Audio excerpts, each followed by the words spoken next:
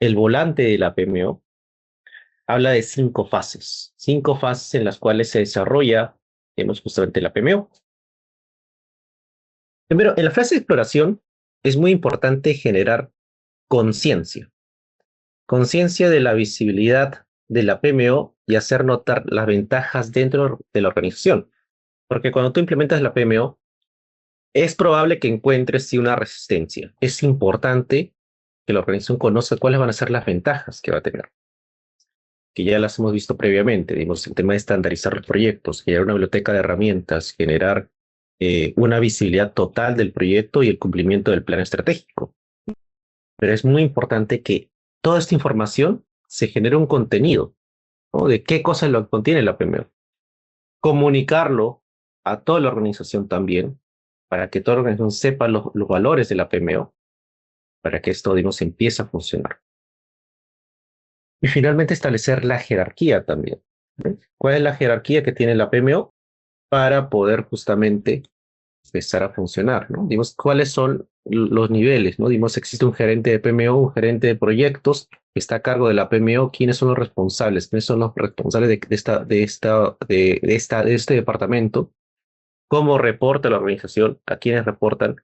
Porque si así, digamos, la organización conoce cómo funciona, van a poder establecer cuál es su funcionamiento y cuál es el nivel también de poder que tiene sobre la organización, ¿no? Porque se acuerdan que hablamos de también dentro de la organización, cómo va a encajar. Va a funcionar una organización que va con un trabajo matricial, de repente enfocado a proyectos, de repente es más funcional. Entonces, ¿cómo es que va a tener esa labor, va a cumplir esa labor dentro de la misma organización también? Ahora, la evaluación de necesidades, ¿no? Acá se realiza un análisis de la organización para determinar los principales retos y necesidades de la organización, entendiendo el contexto en el cual funciona, ¿no? Ya hemos entendido el contexto en el cual trabajamos, pero es muy importante levantar como PMO cuáles son las necesidades de la organización a través de focus group, a través de feedback, a través de matrices stakeholders, que también han visto seguramente en lo que es la gestión de proyectos, porque finalmente implementar una PMO es un proyecto también. Entonces tienen que entender ustedes el contexto en el cual se desarrolla la PMO para poder justamente plantear cuáles son los beneficios y también entender con quiénes voy a tratar y a quiénes les voy a vender la PMO. La fase 2, que es de diseño, justamente como mencionábamos, es armar la propuesta de valor de la PMO. Tomando en cuenta ya las necesidades que se han planteado, tomando en cuenta por qué es importante la PMO para la organización, ya es necesario, digamos, diseñar cuál es la solución, ¿no? Cómo va a ser su estructura, como que parte, digamos, que hemos hablado de organización, la estrategia, cuáles son los puntos de dolor de la organización, la matriz de interesados con los cuales va a trabajar directamente la PMO para su funcionamiento. Y cómo este valor se les va a entregar, ¿no? Porque justamente algo muy importante es que los clientes y los usuarios perciban valor con el trabajo de la PMO. Entonces, es muy importante que a través de los distintos servicios que vamos a brindar, sí establezcamos cuál es el valor. Si voy a dar herramientas, ¿cuál es el valor de esas herramientas que voy a dar? Voy a dar control sobre los proyectos en temas de tiempo, alcance y costos. Voy a dar herramientas para hacer control del proyecto, hacer seguimiento. Voy a dar asesoría en proyectos, voy a dar capacitaciones en proyectos. O también como PMO voy a desarrollar proyectos también. ¿Qué tipo de proyectos voy a hacer como PMO? Como PMO yo voy a desarrollar los proyectos que son transversales a toda la organización, transversales a toda la corporación. Yo voy a dar seguimiento a través de reuniones semanales. O sea, cuáles son las actividades, los procesos fundamentales que va a tener la PMO. Entonces, una vez estableciendo qué procesos son, es importante también saber qué valor le van a dar a la organización. Y es por eso que también la PMO, como vimos en la parte de mandato, tiene que tener indicadores de gestión, ¿no? ¿Cómo se está, digamos, logrando una mejor satisfacción de los proyectos hacia la organización? ¿Cómo estamos generando que los tiempos de los proyectos estén en control? Porque no es lo mismo de que, ok, tengo 10 proyectos y todos están al 80% de cumplimiento de su avance, digamos, de lo que debería ser. Si implemento una PMO, lo que yo buscaría es de que esos proyectos que yo controlo, si yo estoy al 80% de, de cumplimiento del trabajo, yo con la PMO tengo que asegurarme de que estemos en el 95%, porque si es que no vamos a dar buenos números, ¿para qué se hizo la PMO? No es solamente por poner un nombre bonito, sino tiene que asegurar que los proyectos generen más valor con respecto al estándar. Y el tema de los controles asegura esto, ¿no? Solamente de que siempre se cumple el plan.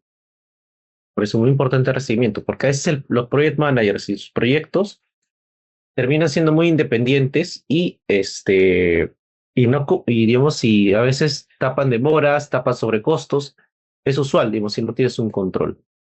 Pero si semanalmente tú reportas o mensualmente tú reportas una PMO, es un poco más complejo que tú vayas a tapar esta información, porque la PMO, por hacer seguimiento, va a saber qué cosa es lo que está pasando con el proyecto. No vas a poder taparlo. Entonces, de alguna manera, la PMO hace una auditoría de los proyectos.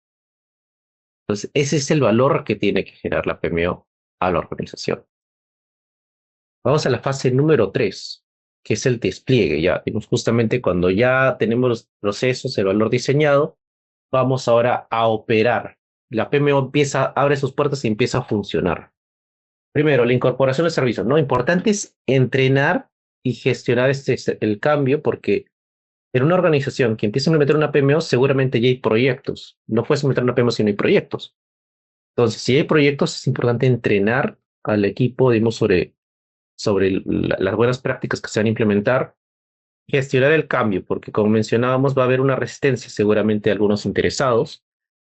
Entonces, al haber resistencia, vamos a tener que también comunicar de manera correcta y asertiva para que los interesados pues, puedan cumplir con ello, ¿no? La operación de servicios, ¿no? Garantizar la operación, la calidad, la consistencia y la eficiencia de la entrega de los servicios de la PMO en el día a día, ¿no? Muy importante justamente que en el día a día, digamos, nosotros empecemos a tener esa visibilidad de que estamos trabajando como PMO ya, al lado de los proyectos. Por eso monitorear siempre las entregas para asegurarnos de que cada proyecto está cumpliendo con los entregables de acuerdo a las fechas ya establecidas. Tenemos que estar siempre en ese monitoreo de todo el cumplimiento. No es solamente, bueno, a veces existe un meme, digamos, de los project managers que dicen, que dice el equipo siempre cómo van, ¿no? Y la PMO no puede ser también cómo van, sino la PMO tiene que ser un auditor, tiene que estar controlando, tiene que estar viendo, digamos, bastante como los proyectos. Tienen que involucrarse para saber qué es lo que pasa en el día a día, para que sobre eso, digamos, establezcamos mejoras hacia los proyectos. Es decir, tampoco es un acoso, ¿no? Digamos, pero sí, digamos, tener una visibilidad y tener claridad. Si tenemos un equipo vasto que puede estar copiado y viendo y monitoreando los proyectos, estaría genial. Pero si no se tiene ese equipo, pues menos sí tener una comunicación constante con los project managers. Que los project managers se sientan parte también de la PMO para dar ese seguimiento.